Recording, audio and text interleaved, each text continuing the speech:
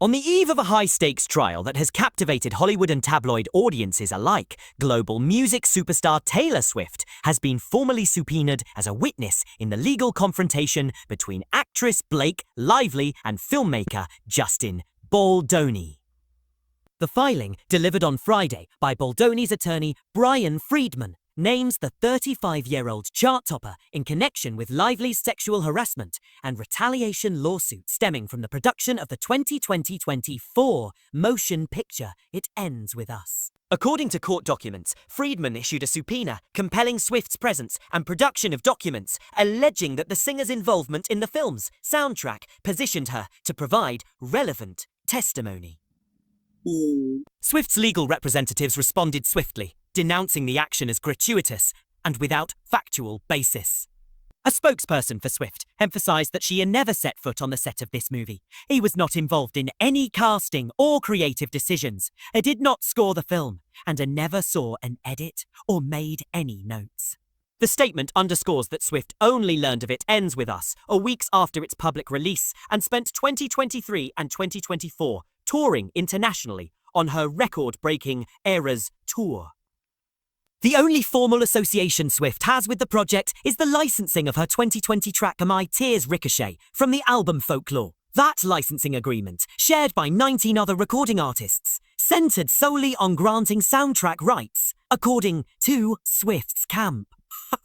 The rejoinder from her team characterized the subpoena as a e-tabloid clickbait tactic designed to use Taylor Swift's name to draw public interest rather than illuminate any substantive elements of the underlying case. Though, in parallel, Blake Lively's legal counsel publicly denounced Baldoni's decision to subpoena Swift.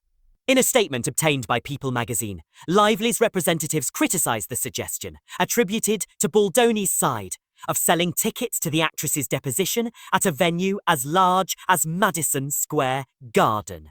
Calling the notion a Barnum and Bailey circus, Lively's team warned that turning the matter into a spectacle undermines the gravity of sexual harassment allegations. They accused Baldoni's camp of publicly intimidating, bullying, shaming, and attacking women's rights and reputations, pointing out a simultaneous effort to invalidate California's robust victims' rights law as unconstitutional. The roots of the dispute trace back to December, when Lively filed an 80-page civil rights complaint with the California Civil Rights Department, and, weeks later, initiated federal litigation alleging multiple instances of sexual harassment on set. Lively contends that Baldoni engaged in body shaming, orchestrated a campaign to damage her professional standing, and retaliated after she raised concerns about his conduct. Baldoni has countered with defamation and extortion claims, including a $400 million suit against Lively, her husband Ryan Reynolds, and publicist Leslie Sloan, asserting the allegations were fabricated to tarnish his reputation. On Thursday, Blake Lively's attorney Mike Gottlieb confirmed that his client, 37, will take the stand at the forthcoming trial. Gottlieb told People that the ultimate moment for a plaintiff's story to be told is at trial. We expect that to be the case here. He acknowledged speculation about other high-profile figures, such as Hugh Jackman and Taylor Swift, but stressed that their potential relevance remains completely unclear. Gottlieb argued that celebrity status alone does not justify a subpoena, and that the federal courts do not tolerate that kind of behavior. Brian Friedman sharply rebuffed Gottlieb's characterization of the subpoenas as publicity stunts. And in his own statement, Friedman insisted that either truth is not a distraction, pointing to unedited receipts, documents, and real-life footage supporting Baldoni's position. He further accused Lively of bringing her high-profile friends into this situation without concern for their own personal or public backlash, claiming she leveraged her dragons, a reference to text messages likening her allies to protectors, to manipulate Baldoni. Beyond the personal and professional fallout for the parties involved, the dispute carries wider significance. Lively's team is concurrently defending a powerful California victims' rights statute, challenged by Baldoni's countersuit as allegedly unconstitutional. Moreover, Friedman has insinuated potential corporate entanglements, questioning whether Disney was a complicit in Ryan Reynolds using shareholder revenues to further a personal grudge and hinting at forthcoming revelations of a corporate waste. Ooh. Since the complaints surfaced, Baldoni has experienced tangible career setbacks. He has been dropped by the talent agency WME, which continues to represent Lively and Reynolds, and faces additional lawsuits from a former publicist. Legal counsel for both sides recently agreed to consolidate their federal actions to streamline the litigation process, though pre-trial motions and appeals are expected to prolong resolution. It Ends With Us, directed by Lively's lawsuit co-defendant, enjoyed substantial commercial success upon its August 9 debut.